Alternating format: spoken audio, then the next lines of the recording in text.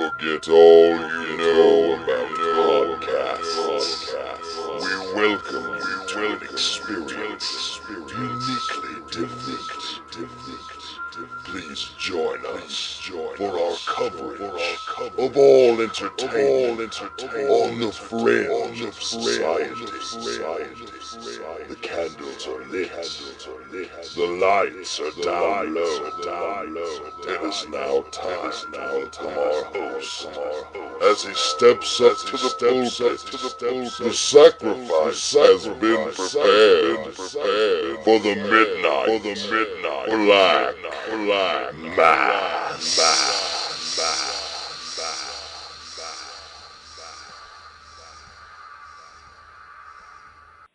Ghastly greetings, groovy ghoulies, and welcome to another special edition of the Midnight Black Mass. It is I, the devil you know, the maniacal minister of the occult, the Reverend the Dragon, Dan Wilson, and how the hell are you? I'm here alongside my tag team partner in crime, former member of the Devil's Reject, former in Anarchy Wrestling, as we discussed last week on the show, former member of the Hollywood Brunettes, as well as the Entourage stable. He was known as the Hollywood Hacksaw. Has done a lot of professional wrestling, but now the matchmaker of Empire Wrestling, the one and only Andrew Alexander. How's it going, man? When you say all of my accomplishments in 30 seconds, it sounds impressive. When you span it out over 13 years, not so much. But in one little brief clip it, I'm pretty damn badass. Oh, hey, that's my job, to make chicken salad out of chicken shit. Well, I am chicken shit, my friend.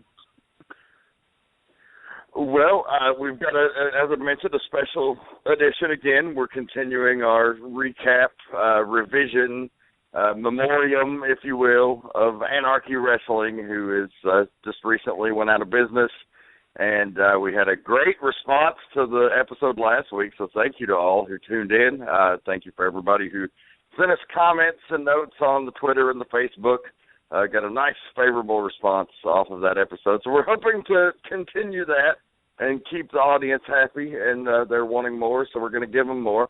But right now, before we get into the Anarchy Recap Part 2, we do have an official Midnight Black Mass concert review.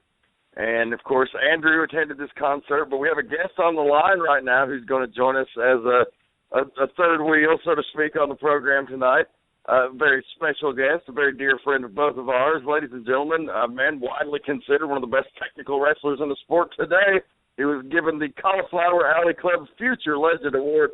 Mr. Kyle Matthews, welcome to the show. What's happening, guys? Doing Not what much, we do. man. Hell yeah. Well, gentlemen, take it away. I wasn't there, so I need you to fill me in on what happened at this big event. Well, I've given a couple concert reviews here, and this is about my sixth time I've seen Motley Crue. But I invited Kyle on the line because he went with us. Me and Tank and Kyle went see the Crue at Phillips Arena, and he's not a diehard Crue fan. He obviously knows some of the hits and stuff, but I thought it'd be good to get his perspective for the concert review because this is a guy that went in fresh, didn't know what to expect, and all I know, I asked him afterwards if he dug it, and he said yeah, so I don't even know his real thoughts on it, so it'll be a surprise to me too. So what do you think of the show, Kyle? It was awesome. Like you said, I'm not a huge like Motley Crue fan. I knew the big hits, but it wasn't just a concert. It was an entire show. Lights, pyro, crazy moving stages. Alice Cooper got his head cut off. Blew my mind. It was all sorts of crazy. Yeah, man, that's the third time I've seen Cooper, and he does his traditional act, but it never gets old. It was just you didn't expect any of that, and there's this old guy out there, and he was doing all, turning into Frankenstein and all the theatrics, and man, the Crue brings the pyro on this farewell tour, man. They're blowing Kiss away, which is really tough to do. So how do you think that all of the guys sounded overall?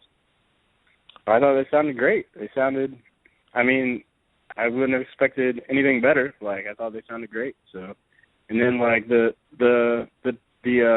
finale with Home Sweet Home was awesome. So yeah, I thought the show was awesome. I think you need to tell them the story about our tickets, though. That's a good story. Oh yeah. Tell about the tickets, because that's a great way to start the show.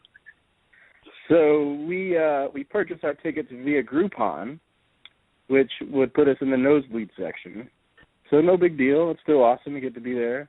So we go up to the nosebleed section 400 of Phillips, and it's tarped off. So being the observant person I am, I saw this table when we were walking in, and I saw people handing their tickets to these people at the table. So I was like, oh, I wonder if we're supposed to go to this table, and they'll give us, some tickets probably in the 300 section. So we walk over to the table, and they hand our tickets to them, and they say, how many do you guys have? And we're like, 3. So they count out 3 tickets, and they hand them to us. Section 112, pretty much on the floor. It was crazy. Wow. Yeah, I mean, especially, oh, man, it was bad. I mean, because we dropped $20 on these tickets. And $20 to see Alice Cooper and the Crew on this magnitude is beyond a steal. So the fact that we got moved up, I mean, like the first section of risers, just primo seats for one of the best shows I've ever been to by far. It was just so awesome. I mean, we were so close to, we had such a good shot of, like when they played the Home Sweet Home finale, they come out into a little mini stage in the middle, very more intimate feeling. And then with Tommy Lee's insane solo on the huge, crazy roller coaster, I mean, he come out, I mean, he was right, really close to us. What did you think of Tommy Lee's solo? Man, it was crazy. It was probably a good, 10 minutes of him just going crazy on the drums, and much less flipping upside down, and it was crazy. Yeah, Collins over to me at one point, and he goes, he's been upside down a long time.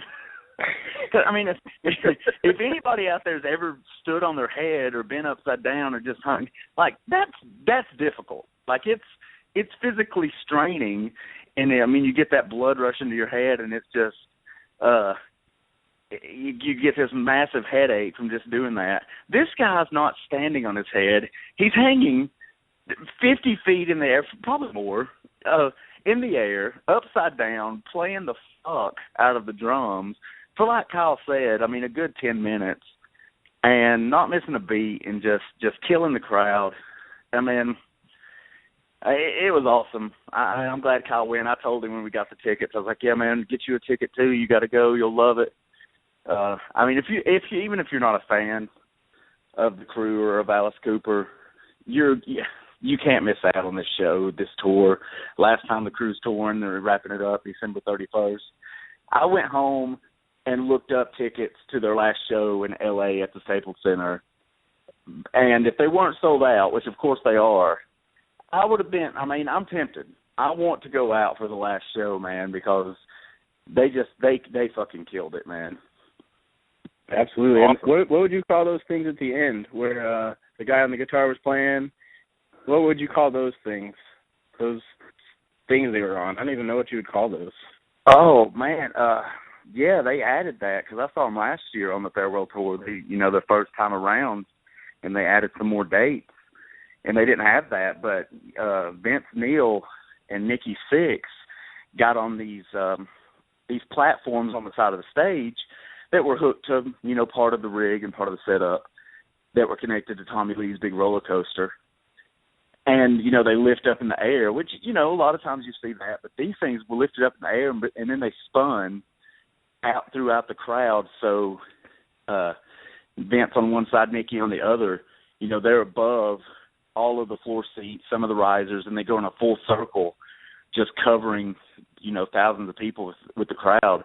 And Nick Mars, who, everybody knows has a lot of health issues, he stayed on the main stage in the middle, and his rose up, and took him really high. So this grand finale before the encore of Home Sweet Home, it was just another aspect. And then the pyro and confetti and oh man, it was just such a great show. It was such a good time.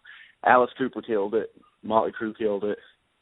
I think I said in the whoever was the opening band the guy was like running through the crowd, and I was like, hey man, you got to save that for the main event. But they had way more gimmicks than that guy.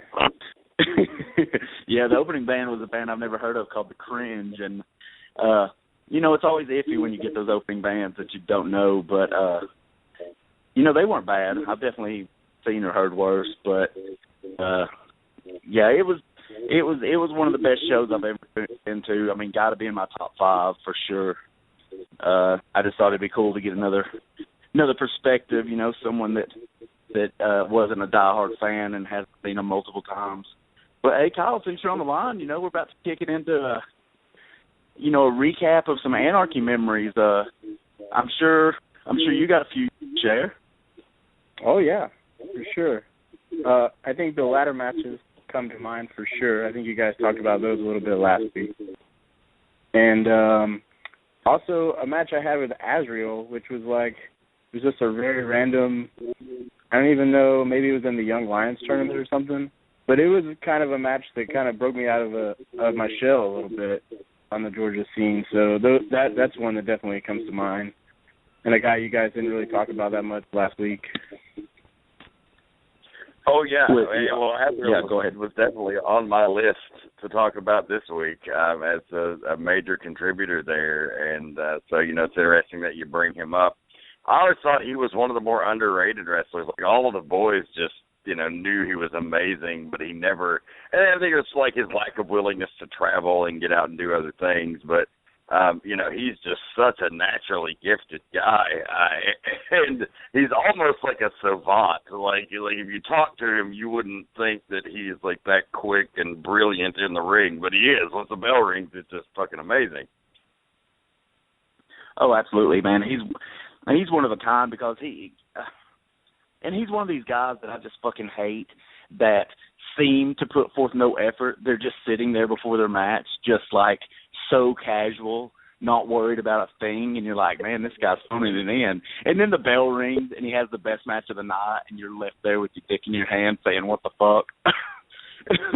Like, he's so just naturally good. And I remember that match, because it was like, if it wasn't in hell, it might have been your first singles match, because we did so many tags. So if it wasn't your first singles match, I'm sure it was one of the first, and it was a smart move putting you in that position because, I mean, you two just killed it. And I don't remember specifics from the match other than the fact that it was, a balls to the wall, badass match. Yeah, I think it was maybe had like 7 minutes or something. But we got a standing ovation when we came back, which was crazy for a match that it was just like a random TV, 7-minute match. But yeah, he's awesome. And I think Slim J, I think you can't mention Azrael without Slim J, and he's another dude that I think doesn't get enough love. Yeah, it's Slim J obviously on the list as well. He's an important figure there, and more so than just as an in-ring performer, but as an in-ring performer, we go and talk about that. I mean, just what a phenomenal athlete. Often compared to the Rey Mysterio of Georgia because, he's such a small guy, but he can get in there and believably go with the biggest of guys. He takes some criticisms for sometimes taking a little too much believable punishment or, punishment where it's beyond the realm of believability. But when it comes to, just scrapping toe-to-toe, when he's in there throwing those damn haymakers, man, it's as believable if he's in there with a 5-foot-tall guy as he is with a 7-foot-tall guy that he can hang because he's just that legitimate and he's so skilled on the mat and in the air. But he's also ran the Anarchy Wrestling School, the training there. So any of the new talent that has come up through the school there has all come through Slim J. He's been very much a locker room leader over recent years. And, hopefully he'll get out and do some more things because I think he's a guy still young enough to where he might be able to have a little bit of an impact, hopefully somewhere. Yeah, and I think he worked the Ring of Honor live event in Atlanta this past weekend. I believe I heard that. I think he worked Posey in a match, so hopefully something will come of that because, yeah, I agree with everything you guys said. Slim J he's right there with Azrael, and they've had ridiculous matches together. But those two guys are just so damn good. Kyle, do you have any, because I told a couple backstage stories, peeking behind the curtain, and if anybody knows you, they know that you're a little more quiet and reserved, especially more so than me, which may have been why we were a good team. Maybe it wasn't. I don't know. But do you remember any just stories, anything crazy or funny or? No, the thing that I remember the most is you guys talked about a little bit last week. Like when we were trying to get into Anarchy, it was clearly the place that everybody wanted to be. And then once we got there, it was clearly like us against everyone, like Anarchy against the rest of the world. Like you would get there early on a Saturday before TV, and guys from the first match to the last match would be in the ring training before the show, like working on things, like working stuff out just to try to better the whole show. Didn't matter if you were match number one or if you were Shatter in the main event, like, or Ace Rockwell or Shaun Tempers. Like everybody was there trying to help everyone else out. And there's not many shows that happens on. I think Rampage was that way for a little while. I think Empire's that way now. But there's very few shows you go to where people care so much about the product that they want to help everyone out on the show from the top to the bottom. Yeah, I've never been a part of really any show that had that to that level. I remember when, a couple of us got to do the spot at WrestleMania in Atlanta, they wanted us to stay in catering. And I was like, fuck that. I didn't want to ruffle feathers or cause problems, but I wanted to experience that day and just soak in everything. So me and JT Talent, I said, hey, man, let's walk around the Georgia Dome and go sit in some of the bleachers, far away. Surely they won't see us. So me and him sneak off together and go out there, and we watch, a lot of guys go over their matches for the night. And I remember saying to him, this is crazy. It's just like Anarchy times a million. Because every guy on the card, I watched Taker and Triple H going over stuff, and I was just like, oh, my God, how crazy is that? And, it was Rey Mysterio and Cody Rhodes, CM Punk and Randy Orton. I saw all these guys in the ring, and it was exactly like Anarchy, but it wasn't. Anarchy was like that every show when we were there. Every single show where you saw guys putting forth that extra effort. Yeah, and even guys watching all the matches, like, I know not every show has a monitor and stuff, but the shows that do, not every person watches every match. And if you see something, someone would say something. Like if you see, hey, maybe you could do this better. Like people would tell you. That's the only way that the show is going to get better, I think. And the other thing with Anarchy was like, even when I left, and I think I came back like maybe 3 or 4 times to have a few matches, but it was always like big open arms. Like everyone was a big family. So that's something that not every show has either. No, it was that support system of everybody kind of rises and falls together, and everybody they want to see everybody else succeed as well. So when you left, you started doing a lot of stuff with CAD and getting a lot of these other bookings and traveling all over the place. So people were happy for your success, and then you came back. And, of course, always glad to have a talent of that caliber back, and you've been out then, you learned some. So it's like a whole reciprocating system that eats itself in that you come back and, you can share some of the things that you learned while you were out. And everybody, like you said, everybody watches all the matches.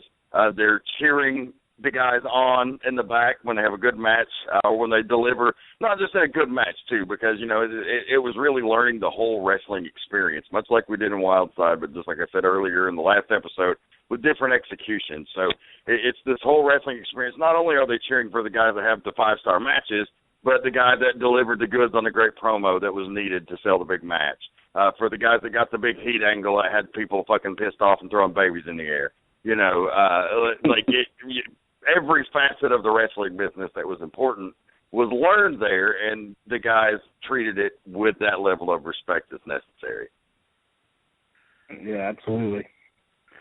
Kyle, we don't have to don't harp on it too much because I definitely talked about it a little bit, and I don't want to sound cocky or anything, but I personally was just always.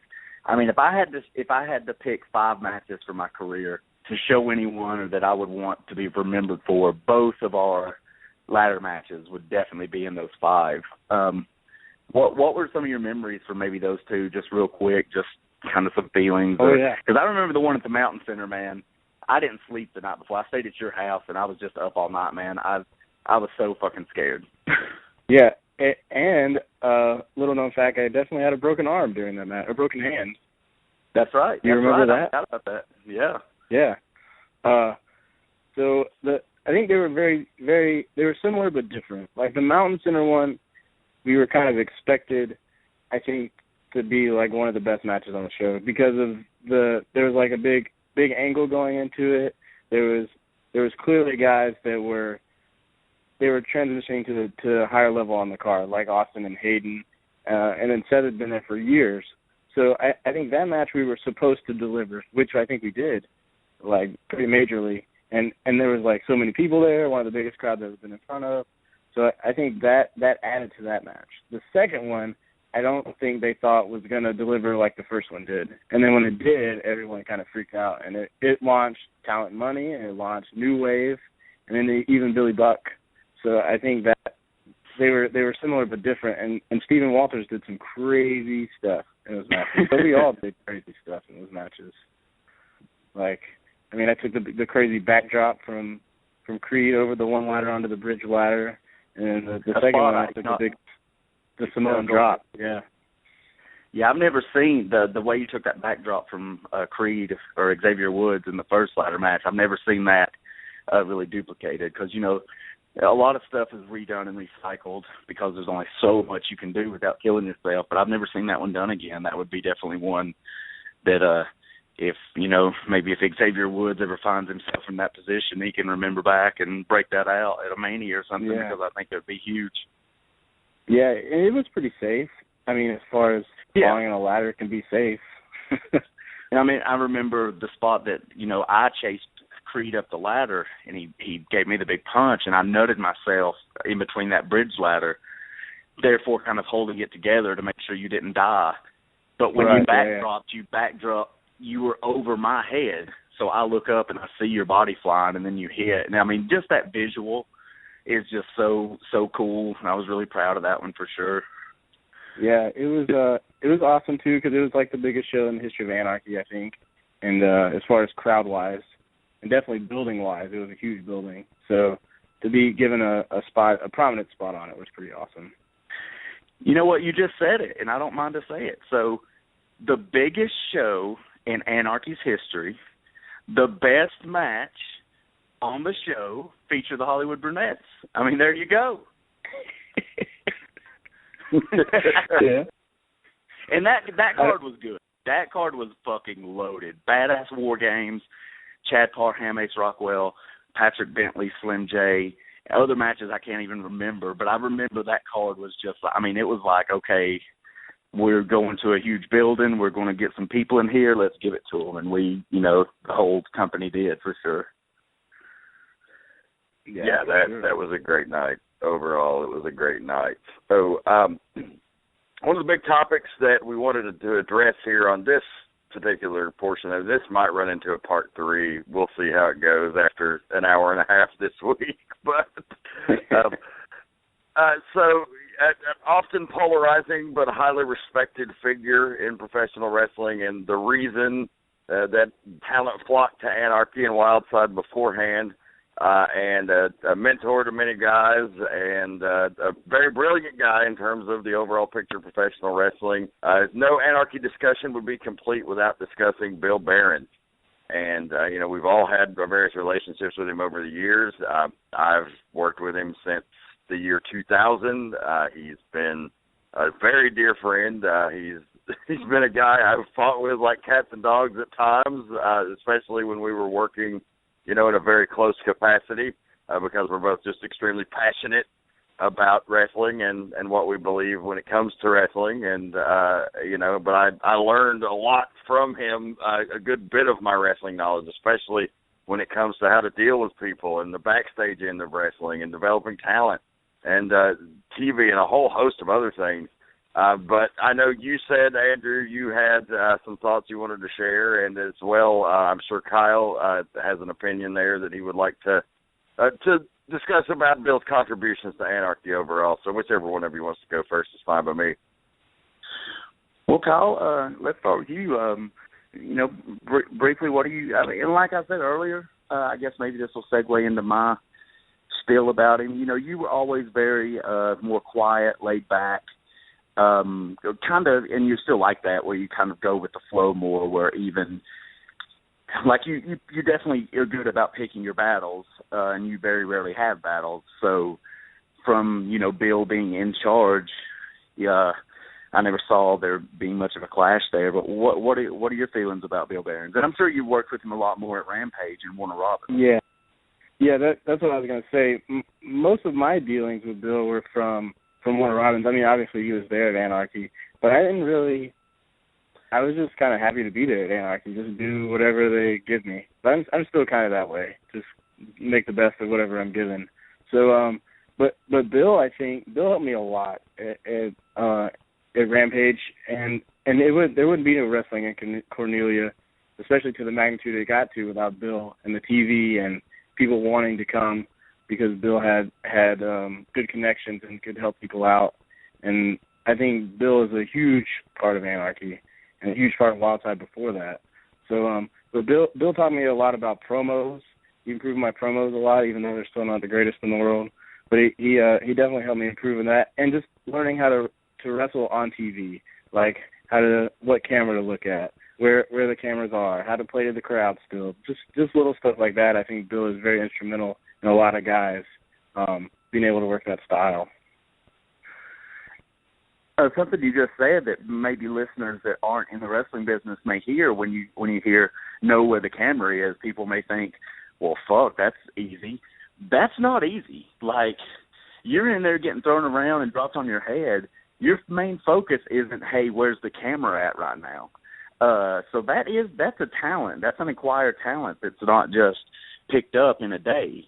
So when people hear that, they may shrug their shoulders, but that kind of thing is a big deal, especially if you're trying to go to any major platform. It's practically the biggest deal. Yeah, for sure. And even things like before we got to Anarchy, like at a PWE or a GWP, which I guess I should explain they were like offshoots of Anarchy, kind of. We would have freedom as far as like how much time they would give us kind of some idea of what they wanted, but as far as like we could take a little bit of liberty if we wanted to go 10 more minutes or something like that if the crowd was into it. But at Anarchy, it was like, all right, here's your time. Like, you need to hit as close as possible as this. So like, don't go over, because the show doesn't need to run for 4 hours or something, And I think that's very important too. That helped me much later on too at Rampage. Just little stuff that he taught me like that.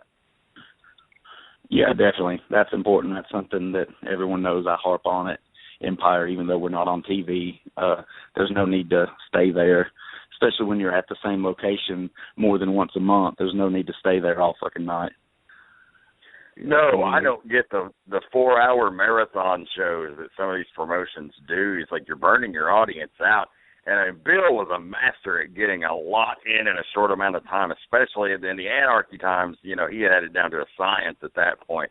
We'd do 12, 14 segments in a 2-hour taping and be out of there by 10:30, and that's having your shit on lockdown as far as having guys meet their times, get in and out of there, tell the stories you need to tell, but don't belabor the point. And, that's one thing he's an absolute master at. Definitely. I don't want to try to ramble too long, but I know some people that maybe listen to us or maybe that try to keep up with backstage happenings know that me and Bill have always had a kind of a love-hate relationship. Now, unfortunately, if you're looking for drama, we've never had a blow-up where it's like yelling at each other and cussing each other or anything like that, never even close. But there's just always, sometimes I wouldn't understand him, he wouldn't understand me, and, all of these, things like that happen, which happen a lot in wrestling. But Bill was I don't know why. I don't know if it was because he was Bill and he was important, or if because so many other people had his respect, I really can't explain the reason why. But I never wanted to be a quote unquote Bill boy. which isn't a bad spot to be in because either you're on the good spots on the card from whatever promotion he's at, or you're a guy he turns to when the WWE or TNA or whoever needs extras and needs tryouts. That's not the spot I ever wanted, but I always was so desperate to have Bill's respect. From like day one, I've wanted him to respect me so incredibly bad. And there's two ways to look at it. Like, I don't think Bill ever saw anything in me too much as a performer, which especially at the time was so hard to deal with because, you know, we mentioned that a lot of people worked hard, but Anarchy did have people, every wrestling promotion has, people came in that didn't work hard and were kind of given favorable positions based on what they look like or something along those lines. And I get that wrestling is a cosmetic business, but I think at some levels, when you're not a WWE or a TNA, maybe you look at guys that have just been there longer and worked harder and just given so much more than just guys off the street that came out of the gym and was like, hey, I'm here to wrestle. But it was hard to deal with then, but as I mature in the business and as I get in a position similar to what Bill had, I can't fault him at all because I see people that even people be like, oh man, that guy's awesome. And I kind of shrug my shoulders and I'm like, yeah, I guess. Like, it's not his fault that he didn't see anything in me as a performer. I can't be mad at him or hold him at fault for that. There's probably tons of people that are like, oh, that Andrew Alexander, he sucks. Everybody's going to have that type of feedback. I mean, except Kyle. But everyone else is going to have, critics and doubters that are like, no, I don't really like that guy. I do. Dan does. Everyone does. There may be performers on TV right now getting big pushes that there's going to be fans out. There's fans out there that legitimately think John Cena sucks, which is a freaking preposterous statement. But there's people that truly believe it. So I can't, you can't hold fault against anybody that doesn't particularly, they're not a fan of you. On the other hand, I kind of feel that I did earn Bill's respect because, when it happened, I kind of saw it, but when it happened several times and when I step out and I see it from, a clear point of view, like, I know I had to earn his respect because I think it was you, Dan, and Jeff G. Bailey the first time, we have what's called agents. Everybody knows there's agents in the WWE, and they do a lot more than what an agent on an independent level would do. But, if you're booking a show and you can't be hands-on in every match because it's almost impossible, you'll put someone else that you trust in charge of the match, and you'll say, help these guys put this together, help them make sure they hit what we need hit. And one day I get there, and we're in a Mega Rumble, and if you've seen Anarchy or Wildside, Mega Rumbles are a big part of the show, specifically when there's a lot of talent that they don't have stuff to do with. But instead of just leaving people off the card, they give you something to do and give you a chance to entertain the crowd and improve yourself. Well, I get there one day, and Bill hands me this sheet of paper, and it was the rundown for the Mega Rumble. And he says, will you help? Will you put this together?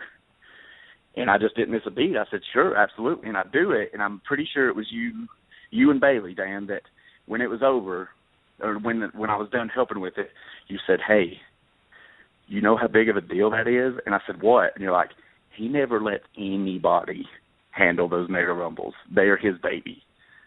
And soon as you said it, I was like, holy shit, you're right. And the next time he hands me a piece of paper, will you handle this? The next time he hands me a piece of paper, will you handle this? I remember we had I believe it was some sort of fan appreciation show in the summer. It was kind of just a big deal, and I think tickets were a little cheaper and things like that. And we had a huge 12-man elimination tag match. And those type of matches can be a real clusterfuck. Like, they can turn into the most god-awful shit you can imagine. So they need a lot of care. And sure enough, I get there, and Bill hands me a fucking novel of 5 pages or some shit and says, hey, you're in the 12-man, will you take care of this? And I'm like, holy shit. And I focus in. I'm like, hey, guys. And I'm calling orders to, Brody Ray Chase and I think Jeff Lewis, who was a former multi-time heavyweight champion. A lot of guys that could have just said, man, fuck you, and, like, it blew me off. But I'm putting it together, and then it goes off without a hitch. And, I come back, and Bill's like, thank you, that was a great job. So on one hand, I don't ever think I got there in his eyes as a performer. But on the other, like, I got to do all of that stuff that probably no one before me or since me got to do. And I'm actually a bigger fan of doing that stuff anyway. Like, I knew it then. But as a booker now, I definitely know it. And I learned so much. If I had to say who's the person that I learned the most about running a show from, it would absolutely be Bill Behrens, without question. Yeah, it's hard to say anything to the contrary from my perspective as well. And just like, I guess I would probably be considered a Bill boy to some degree. I mean, he, when I first moved down to Atlanta, he gave me a job in his office and, put me up. He had a house, like, out in the sticks down in Georgia somewhere, so he had this office down in Atlanta that has, like, fucking, like a bedroom and, like a whole house, like, set up in a little condo apartment complex.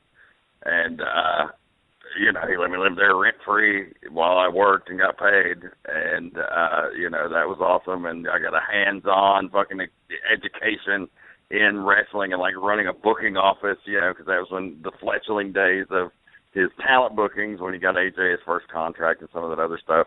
So I got to talk to, like, all these crazy movers and shakers in the wrestling business on the phone, just kind of being his secretary and his assistant. Learned so much from the business there. But then in the Anarchy days, he continued his support and continued to be the quality control guy. He was always a detailed guy.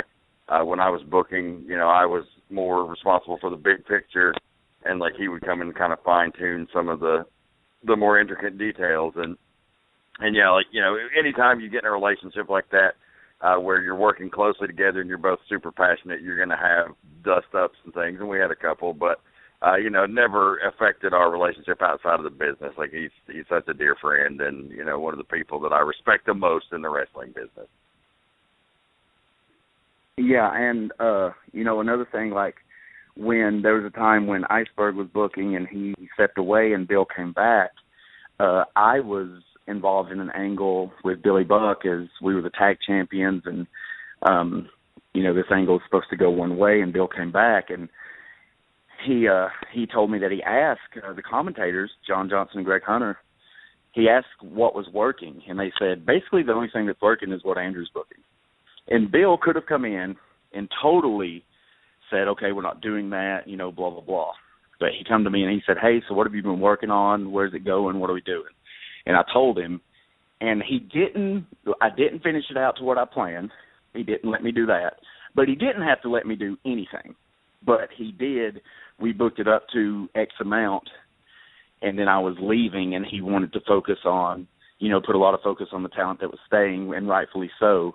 But he could have just ignored every bit of it. But he respected me enough and gave me the chance to book a little angle and, let it play out a little bit and things such as that. And, that's the stuff I think about, and I saw, Bill is a detail guy, and I picked up a lot of that.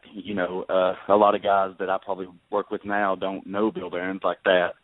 So it's kind of funny if they did get to know him, but I think I'm even more of a detail guy than he was, because there would be matches where he could shrug his shoulders and say, it was what it was. How was that match, Bill? It was what it was.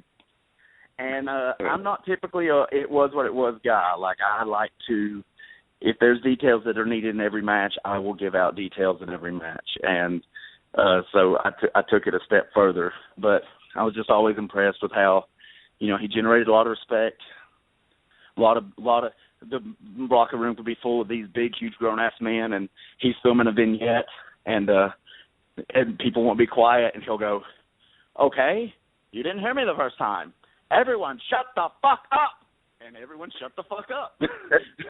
When everybody in there probably could have handed him his ass, but he said, "Shut the fuck up, you shut the fuck up." So, that it was very cool seeing him work and getting to learn from him. And I definitely want to thank him if he listens to this. The times where I got to do a lot of stuff that I just know a lot of people wasn't trusted with really, really meant a lot to me. Yeah, and let's not forget like his roles outside of even the wrestling business in terms of being like a father figure to a lot of the guys, and like a psychologist in some cases, and even a psychiatrist.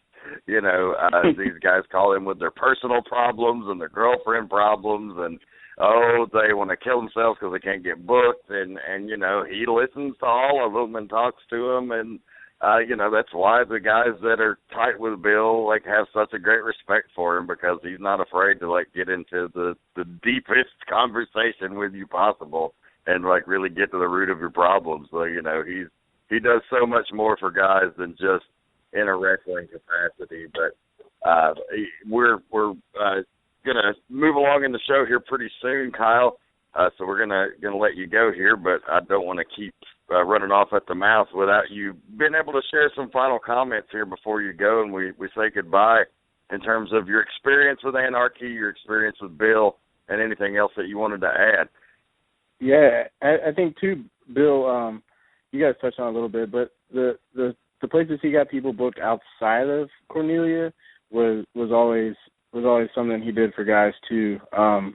Whether it be Ring of Honor or TNA or WWE or just like he got me some bookings one time in Alabama on some shows with Hollis and Jimmy and Posey. Just helping people get noticed is something that he's super good at.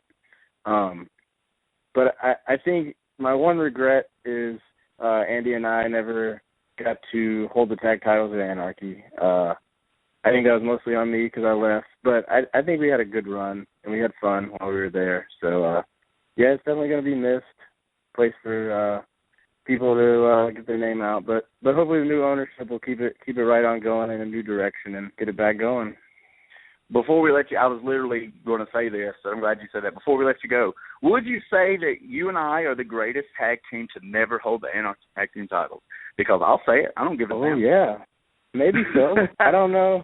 Let's see. I just thought Shatter when we Chemo debuted, had him, I was right? like, yeah, exactly. I mean, when we debuted, I was like, oh, well, we're going to get these, and we just never did. And what was that the closest the time we wrestled Shatter and Chemo? No, that wasn't close at fucking all. But no, I don't think I wouldn't put that on you for leaving. I put that on me for various cosmetic reasons. And when I did look halfway decent as a wrestler, it was after you had left. So I would put that more on me. But I do, just off the top of my head, I have no problem saying that we were the best team to wrestle there that never held the titles. Yeah, I'm in on that statement. What about you, Dan? Come on, you agree? Yeah, I'll agree with that. I mean, like, there was, like, most all the other great teams held the belts. Like, I can't think of another one that was a great team that should have been the champions. Like, you definitely were, and you didn't. So I think by default you have to win that. And the other thing that I wish would have happened was a Brunettes regular guys feud. I think we only worked them twice, but it was roles reversed. We were baby faces and they were heels. And the one match we did have was awesome, though. That's another story together, though. But it goes something like Bill really pissed me off. So I was in a horrible mood. And then when I made the comeback, it was amazing. And I come to the back and Bill goes, well, we need to get your panties in a bunch more often. Oh. Yeah, I still text Bill every once in a while.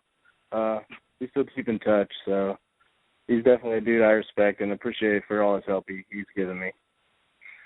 Awesome. Well, Kyle, thank you for joining us. I know we're going to have to get you back on as a guest on the promo or porno when that returns here in a couple of weeks, so right after Labor Day. So thank you, man, for joining us. Congrats on the new baby. Congrats to your wife as well. Hope everybody's doing well, and we will see you down the road, brother. All right, man. Appreciate it. See you guys later. See you, Kyle. Man, I'm such an idiot. We just let Kyle off the line, and I forgot to get his impersonation of his favorite Bill Barron's line. Because Bill Barron's has a lot of lines, my favorite being the, it was what it was, but one time we were there and they were, harping on people being on time, and I can't remember who it was. For some reason, I want to say Seth Delay, but I don't think so because he was definitely a Bill boy. But somebody got there late, and Bill just looks at them as soon as they walk in and goes, "You're late, and your spot has been reduced." And, the guy was supposed to do something special, and he did shit. It was hilarious. Oh, Bill can stand for a motherfucker to be late. Well, he needs to get out of the wrestling business then because every motherfucker's late. That's one way to set Bill off. The other was drinking in the locker room. He had zero tolerance for any of that shit. Maybe you should share the story of when you had to fire Tank. Oh, God. Yeah, that's one of the worst parts of business and friendship mixing, right?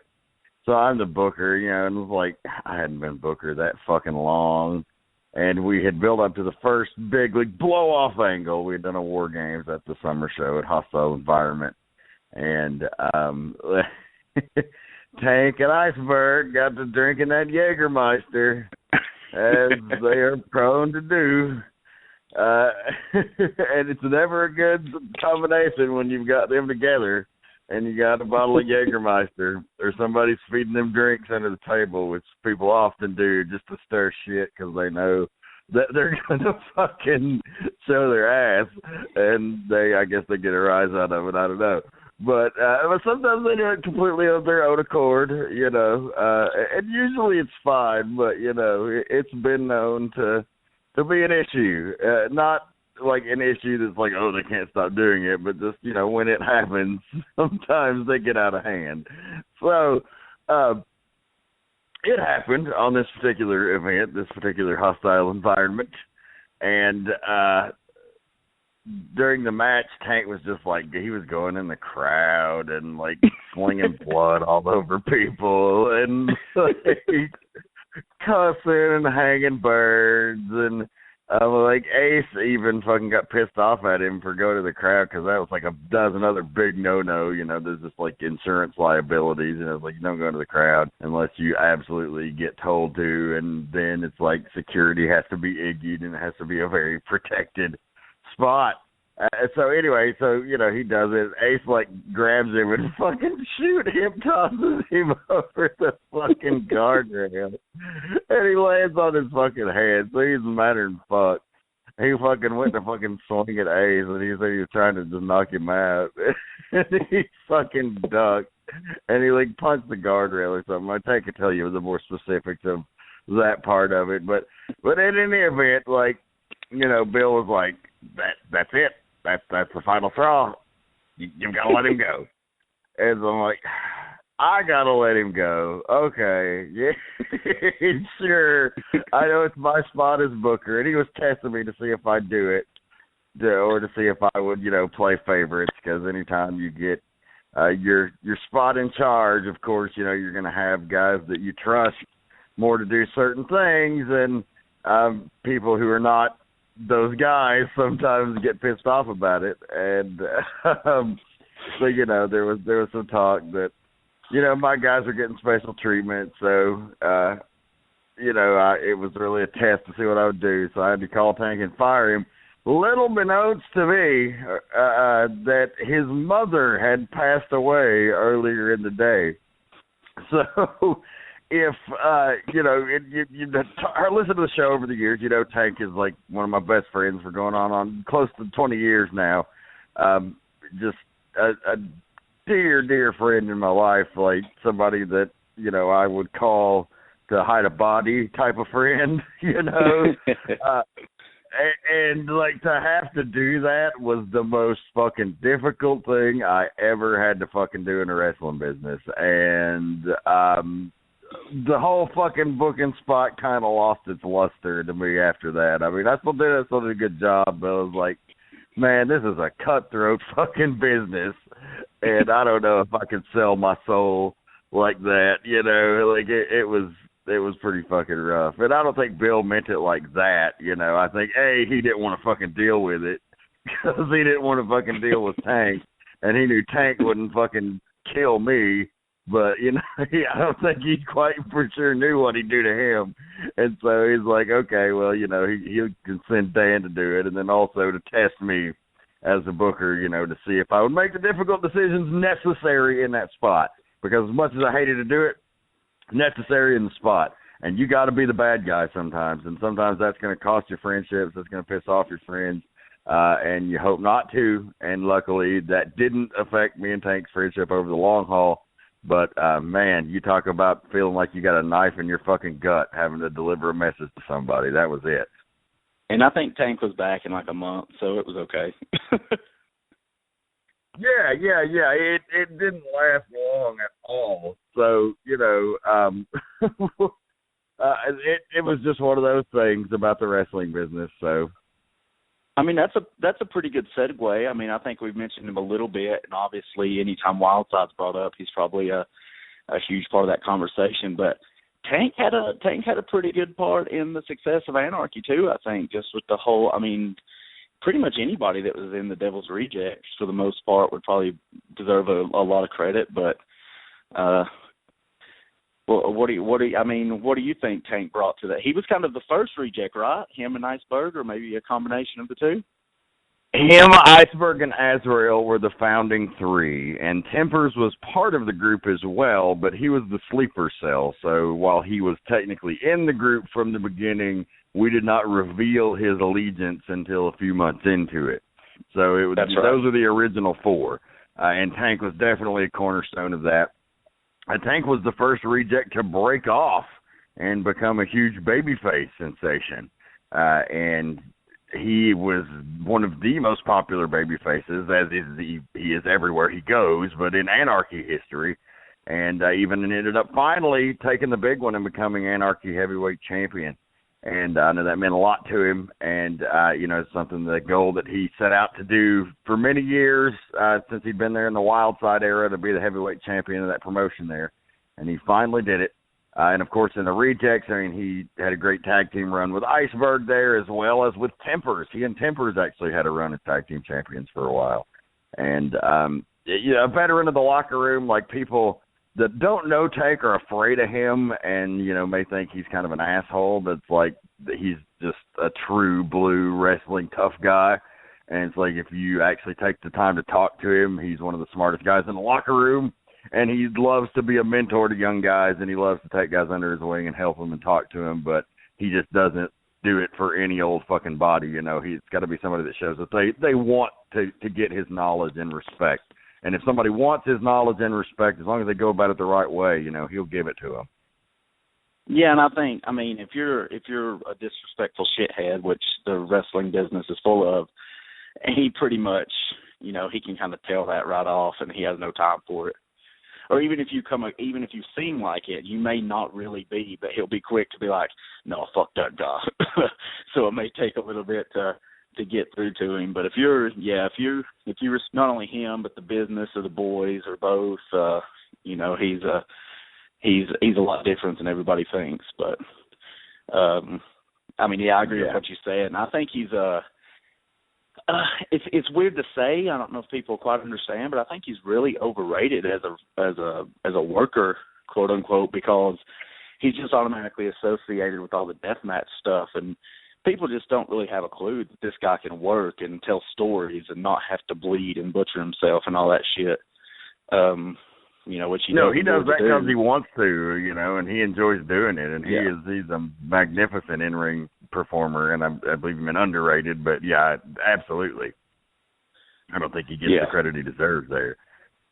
Yeah, I think maybe he does a little more since he's broken away from some of the deathmatch stuff.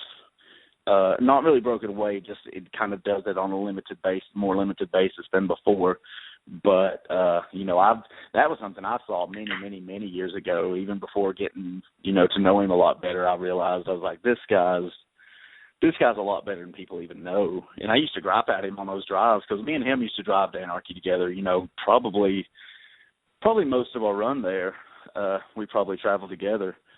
And I would just all the time be like, quit that fucking bleeding. That's what everybody thinks you can do. You need to just go out there and wrestle. And he just said, oh, hell, I like doing it. I've heard Mr. Wrestling 2 tell him that him and Iceberg were the two best moving big men he ever saw. I heard Dusty Rhodes tell him that he can make a lot of money with them in 1985, baby. And tons of, every time he works with some sort of legend, they just gush over him and, how much they enjoyed working with him and, how he would have fit in back in the day. And, that's all. I think you probably couldn't pay him a bigger compliment. Yeah, I think Bill Eadie told him, said something about he could have worked in Madison Square Garden back in the day because he projected and you could see his facial expressions and his body and everything. You could see him if you were in a 20,000 foot arena or 20,000 seat arena. And that's another thing that people just don't get. They work for the first row or for, maybe sometimes they do just work for the camera, but there's a big difference in working for 500 people and 5,000 and 50,000. And that's something that's lost and that's very hard to teach, and a lot of guys just don't even believe is a thing, but it certainly is. Yeah, body language is so important. And, in the indies where you're typically only working in front of a few hundred people, it does become a sort of a lost art or a lost concept because, you don't realize that might come a day, hopefully there'll come a day, where you have to project that in front of a crowd of, 5,000, 10,000, 15,000 people, and they're way up in the rafters, and they can see. They used to say that Jerry Lawler, you could tell what sort of facial expression he was making by the stance he held his body in without even having to see his face because his body language was so good. And, that's the person in the top row of the Mid-South Coliseum. So that's something guys really do need to take a greater interest in as far as their stylings go, because hopefully you'll get that opportunity one day. But so right now we've got a caller on the line. I could have swore that Kyle Matthews was our only scheduled guest for this. I don't know if he gave out the number or what's going on, but let's see who we got here. 620 area code. You are on the Midnight Black Mass. Who do we have? Well, look at these two morose motherfuckers right here. What? Mr. Sports Entertainment. You damn Skippy. This show's about to get a lot more sports entertaining. So were you peeking over Kyle Matthews' shoulder and caught the call-in number? We don't reveal things like that. He was peeking over his shoulder at the urinal. Hey, were you back there too?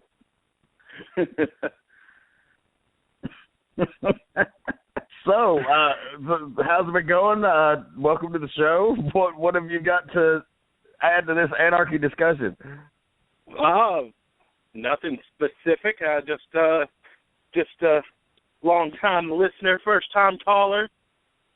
Heard the talk about Anarchy. I know a guy that used to work there. I believe the young man's name was Jay Clinton, or Clinton as he was referred to by some.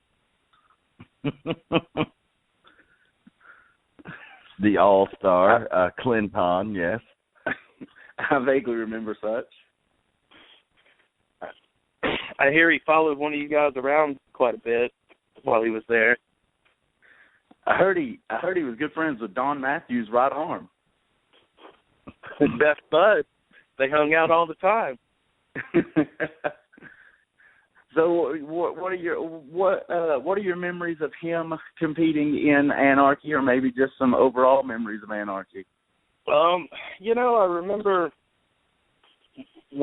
before I even got into business, you know, I was an Anarchy fan. I mean, obviously I couldn't follow it regularly, but I caught what I could, and especially when old Lewis White at the flea market would get any kind of the big shows, I would watch those. And then, you know, I got into business, of course, somewhat knowing all you guys before I got in as that kid at the flea market with the belt, you know, and I always looked at it as the goal, you know. That was where I wanted to be, because that's where everybody talked about. That's where all these guys, you know. Of course, I was a huge AJ Styles fan at the time, and still am to this day. And knowing that he came from there, and I used to come see you guys at Dillard's Music Park in Rome, and you know, saw you guys and knew that everybody there was from, you know, Wildside at the time, and then Anarchy when it changed over. So that was always the big goal. And finally, after months of going every single show, I would ride with you guys, and you know, I was good friends with Iceberg at the time, and you know, of course I still am. And he finally talked Todd Sexton into using me once, and I believe my first match was against Todd and Bobby and Tyler. Where Tyler, the technician. Yeah, and Tyler, like, we did something where I did like a sunset flip, and Tyler punched the mat and he broke his hand, and I was like, oh God, I fucked up, you know, fucked up my fun already, and somebody getting hurt in my first fucking match here. You know, it turned out okay, and went on and started wearing that ridiculous fucking outfit. The first time was literally as a joke, just to see if anybody paid attention to my matches, and I guess someone did, and I was told to wear that stupid fucking thing every show from then on. And you've never, and ever since then, you've never really been known for stupid outfits, correct? No, I wouldn't do something no like tassels, that. No fringe, no bright colors. You know, you got to do what you got to do to get over sometimes, I guess. So if you don't have it in the ring, you got to make up for it in other places. You know, Dan, he mentioned somebody I know we wanted to talk about a little bit, but he mentioned being close to Iceberg. We just talked about a little bit with Tank, but you know, how important was Iceberg to Anarchy? Because here's another guy who was a big part of Wildside, and obviously a huge part of the Rejects. Yeah, another cornerstone right there with Tank. I mean, having those two really cemented the credibility. And Azrael, you know, they were known as the three baddest guys in the company in the Wildside days. And there's probably argument that a few guys would go up there with them. Corey Chavis, Total Destruction, New Jack, some of those guys, you know, right there with them. But they were of the three toughest guys ever walked in that door. And so, you know, they instantly gave the Rejects credibility. The Iceberg himself back in the Wildside days was a huge attraction before he ever even teamed up with Tank as Bailey's like first. He was his first monster, but he was the monster that like took the NWA Elite to new levels, and it was one of Bailey's all-time favorite runs. I know that for a fact. It was just, you know, his solo run with Iceberg, where he would cut these crazy promos of him talking about how he would get ready for matches by watching snuff films and episodes of Seventh Heaven. And, you know, like the Iceberg's like he's like writing messages in his head with thumbtacks, or he's like just staring at the fucking potato peeler, the implement of destruction, and like shaking his head and like frothing at the mouth while Bailey's talking. That shit was just, it was so artistic, and it was fucking awesome.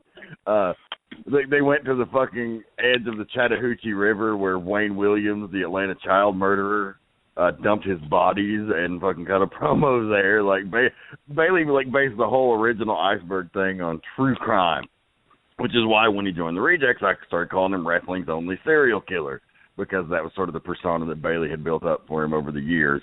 And then he got a whole nother run as the top heel with the heavyweight title with Tempers and Azrael underneath him as tag team champions. I believe Tank had left the company at the time, and he'd eventually would come back and turn babyface. But at the time, you know, the Rejects still ran strong. We added some new members here and there, but Iceberg was the crown jewel for a couple of years there. And even one of my biggest Anarchy memories was working the NWA 60th anniversary show at the Phillips Arena. Just talk about an honor, you know, with all those NWA legends and in that legendary building. And I managed Iceberg, who was the Anarchy heavyweight champion in that matchup. You know, like, doesn't get any fucking bigger than that for what we were doing at the time. And, you know, those are memories I'll have forever. I think Iceberg, Iceberg is, I've only been afraid to go up to two people in the wrestling business and shake their hand. And one of them was Iceberg, and I met him at Dillard's Music Park. He was the booker when I started wrestling there, and I went up to him my first show, and I was scared to death. I'd only seen him on the Wild Side, and like you said, these promos that him and Bailey cut. I mean, I totally believed it. And I was terrified, and I went up to him, and I said, hi, sir, I'm Andrew, nice to meet you. And he just goes, oh, you do that hairband gimmick? And I said, yeah, that's me. And he goes, oh, hell, I like you. And it was totally... like, all my fears just went away, and he was just totally so cool all the time, such a class act.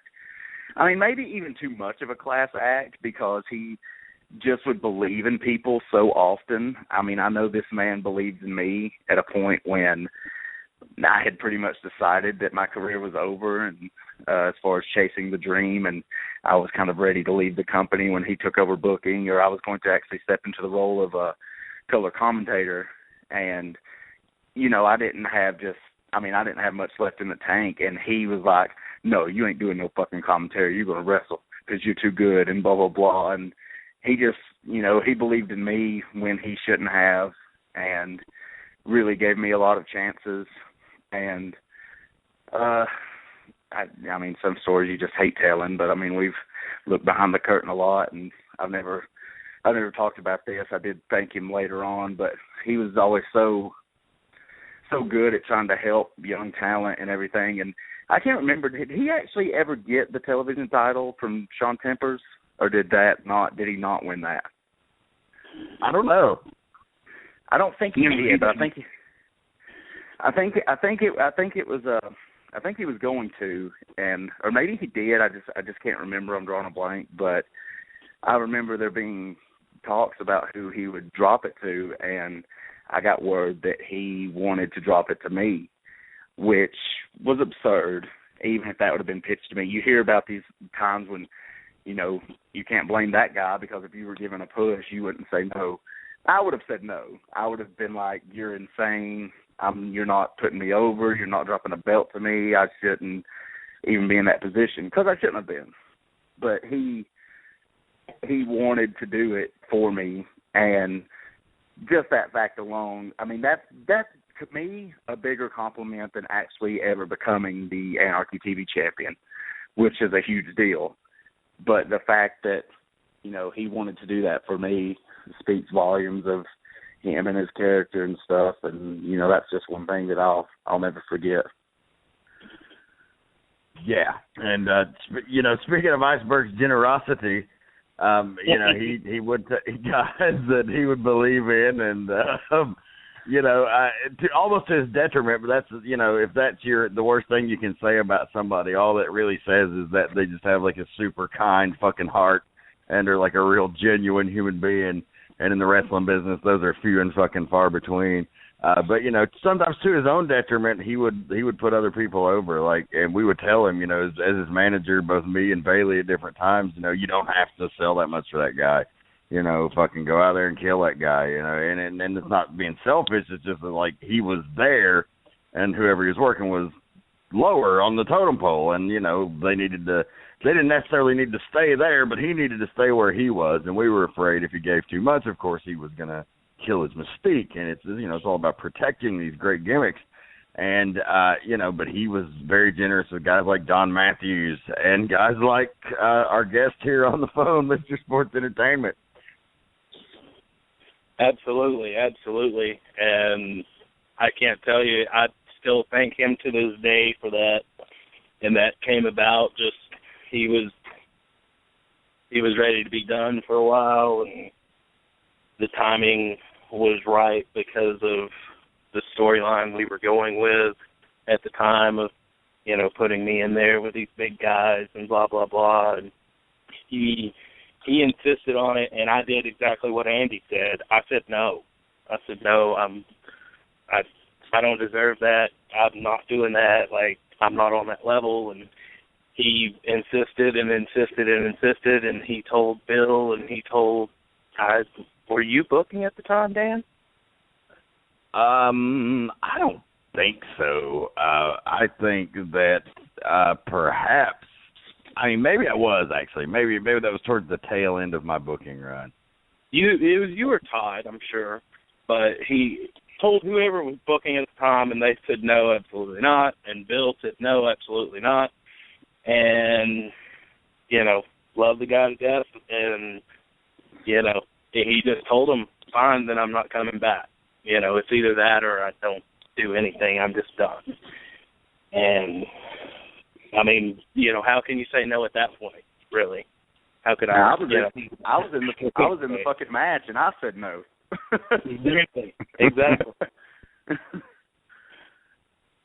But, yeah, that's, I mean, you know, that's just the type of guy he is. And, you know, I know we want to cover a lot of, you know, a good handful of people here tonight, and, you know, there's not a lot we can say. But like Dan said, if your biggest detriment that anyone can say is you're just too giving, then that's not too bad, especially in this business.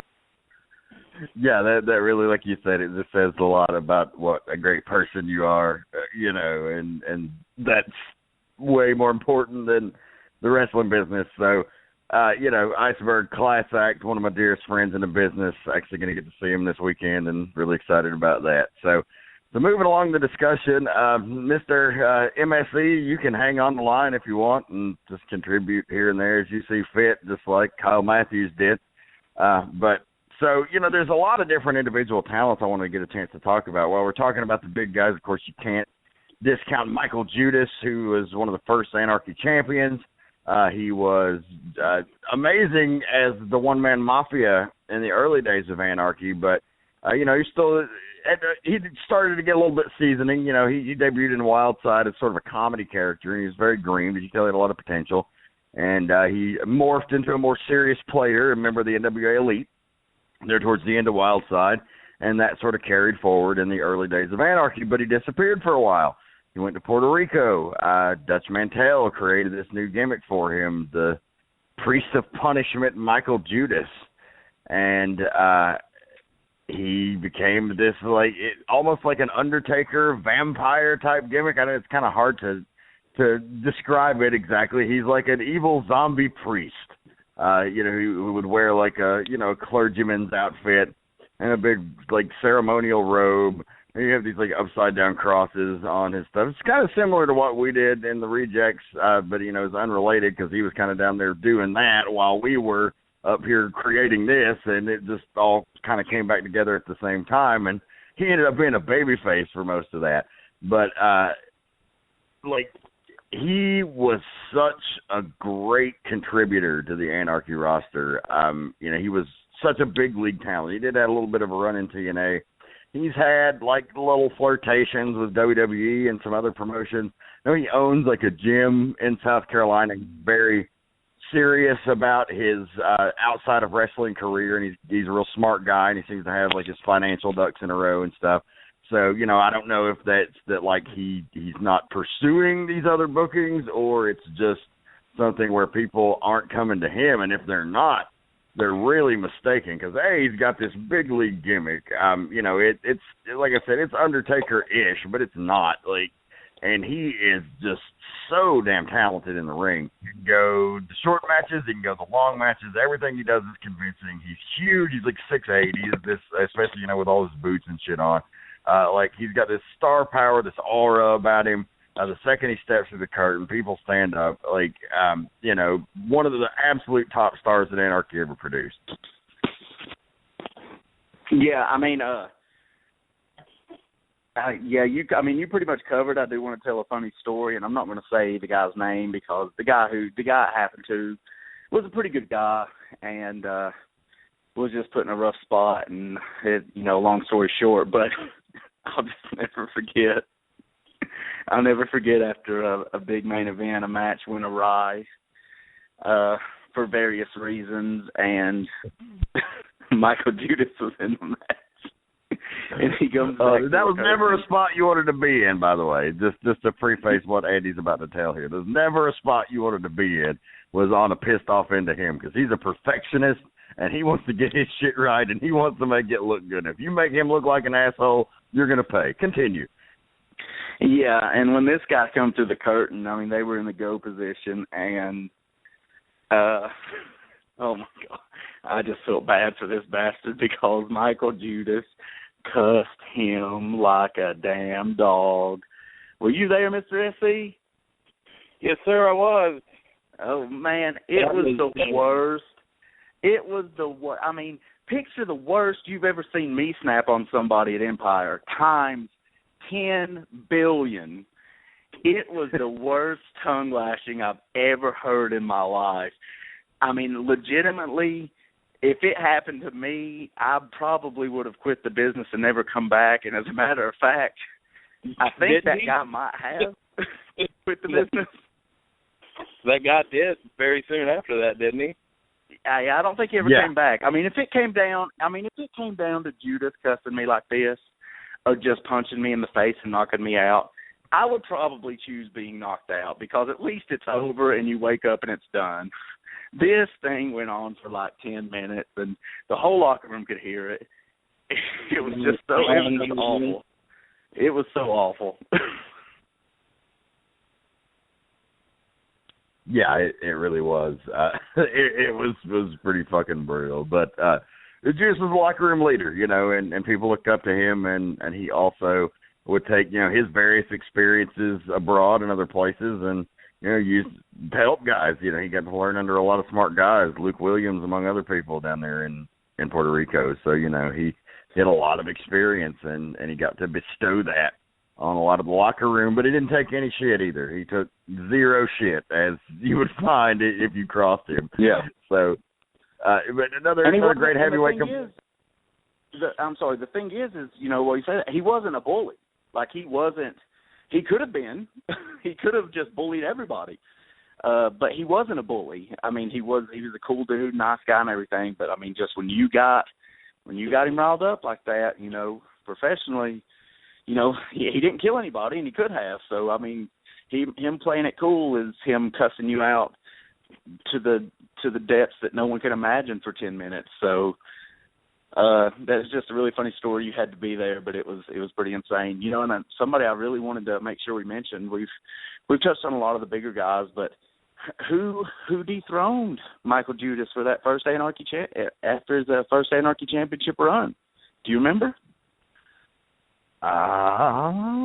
Was it Jeremy Vane? No, I thought in the big ladder match, I thought Chad Parham.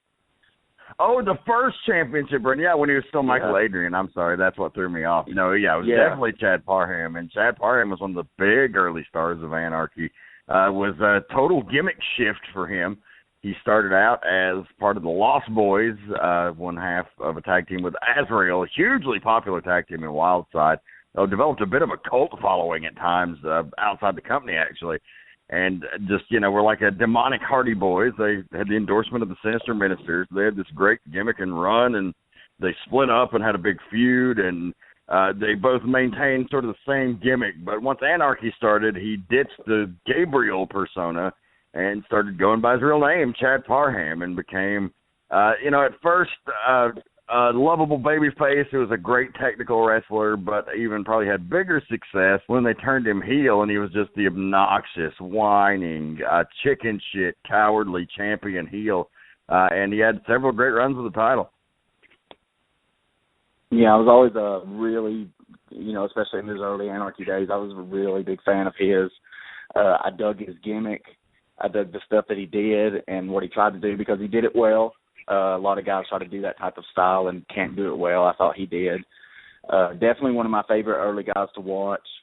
He always was also a class act, tried to help me out a lot. He used to tell me, and back then I would kind of be like, no, man, that's not true. And I look back, and it wasn't necessarily that it was true, but, I mean, he had a huge point, but he used to just shake his head at me, and he'd say, man, you're so much better than you know you are. And I'm like, what are you talking about? He's like, you know, you focus so much on, like, popping the boys and entertaining the boys back here. If you just stay focused on the ring, you would be, like, a top guy. And I'm like, no, man, I focused. And I did focus, and I always worked hard. I never phoned it in there or anything like that. But, you know, looking back, I definitely see what he meant.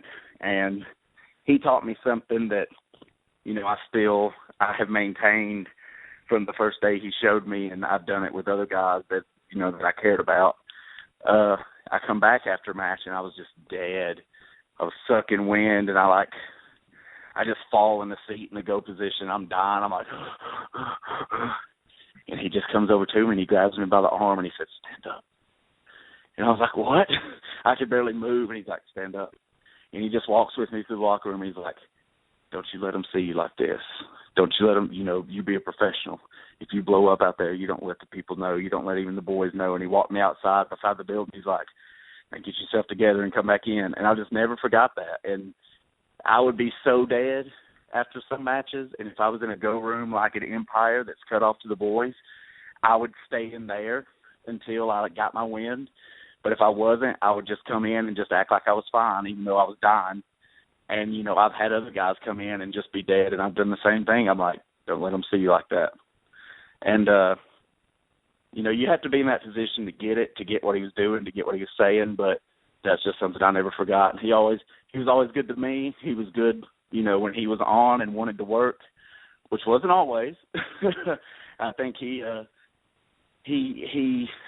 think he just got, you know, he had a young child and, you know, the family thing going, and that happens to a lot of guys, which there's nothing wrong with that, but I think he kind of got to where that was his priority, which is cool. But when he was on, man, I didn't think there was anybody that could touch him.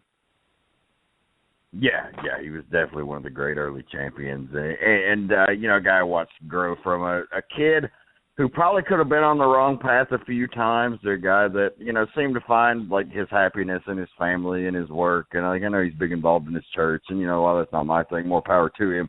You know, like, he seems to be in a very good place in his life right now. So, you know, happy to see that he's a wrestling success story when there's not enough of them. And speaking of guys that we've known back to that length of time, you can't really mention Chad without mentioning Seth Delay, who was a tremendous competitor and maybe kind of in the shadow of some of the other guys. I don't know that he ever truly got the due for what a great in-ring competitor he was during the Anarchy days. No, I don't think so either. He's another guy I've always said that if Seth Delay came to the building that day and said, hey, motherfuckers, I'm outworking all of you. I'm going to have the best match, and none of you want to touch me. That was it. Nobody would.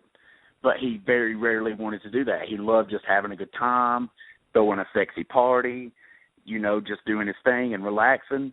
But when that guy wanted to be on top, you wouldn't touch him, man. He was so, so good. And like you said, I think with the Sal Renaros and the Chad Parhams, you know, because he's just more laid back. You know, he could be overshadowed by that stuff just because he didn't care. But that guy was top-notch all the way, man. And entertaining as fuck. Mr. Sports Entertainment, you know something about that, right? Hell yeah, I know something about that. I've even thrown a couple sexy parties myself. But he's always invited to the sexy party, right? Oh, yeah, anytime. He's the leader. Of course he is. So, man, who have we not touched on, Dan? Who are we missing out here? I mean, I know we're missing a lot of guys.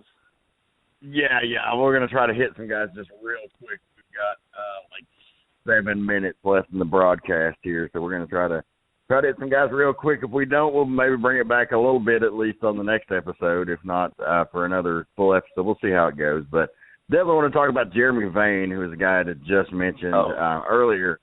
And, you know, what a great – and I was, like, such a fan of his the entire time, and I think he was a guy – often seen as like a great upper mid-card heel. He was the guy that was going to get the Dex babyface ready to work with the top guy, you know. And I just totally disagreed with that, and I thought he could be, a Flair-level champion. So one of my first things as booker was to elevate him to the spot where he could do that, and he defeated Shadow Jackson. They had a great feud.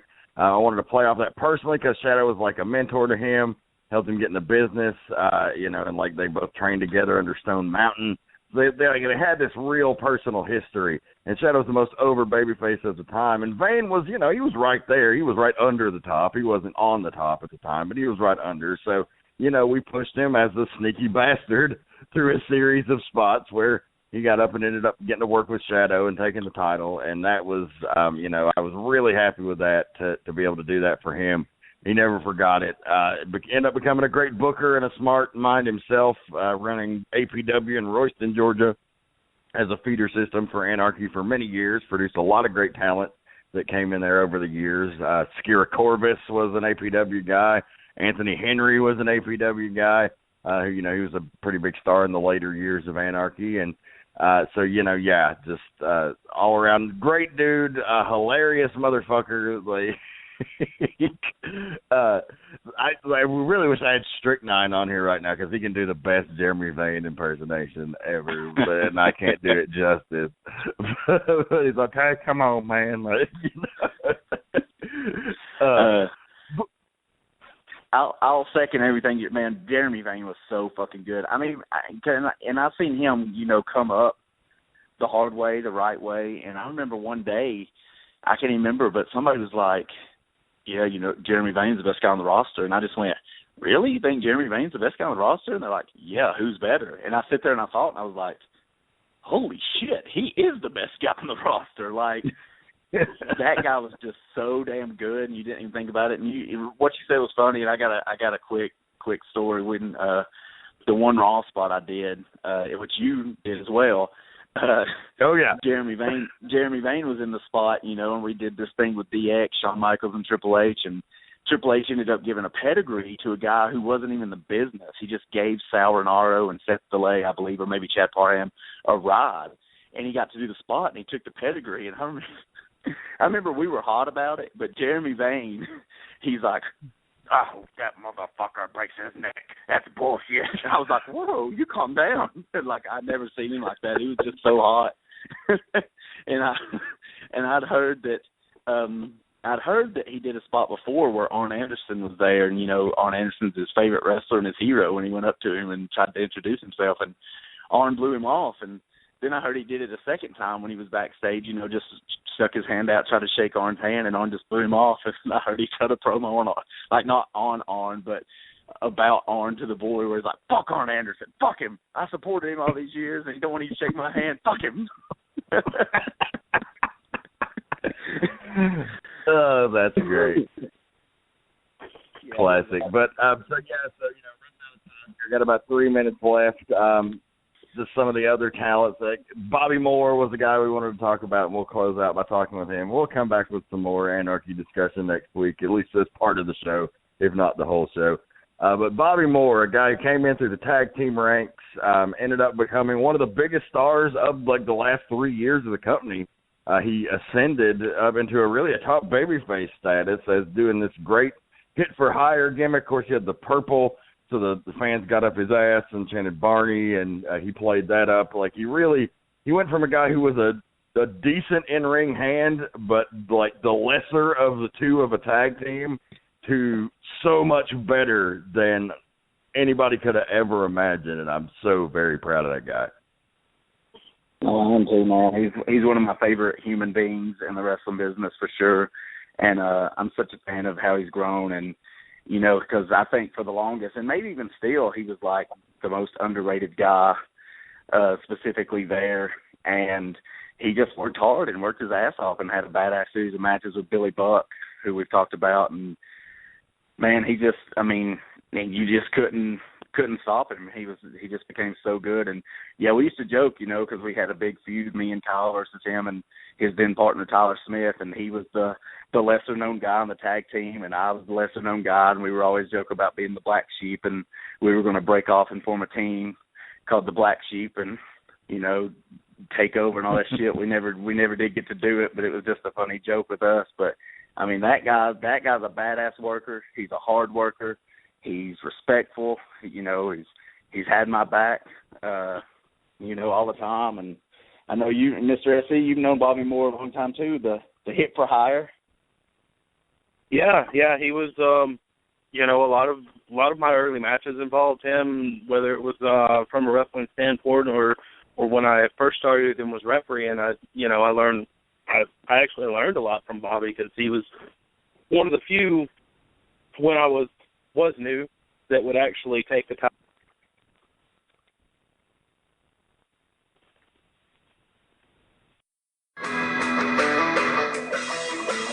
This has been a production of the Potty Humor Network. Find us online at youtube.com/Potty Humor or subscribe to us weekly and never miss an episode by searching Potty Humor on iTunes or Stitcher. Thank you for listening and good night.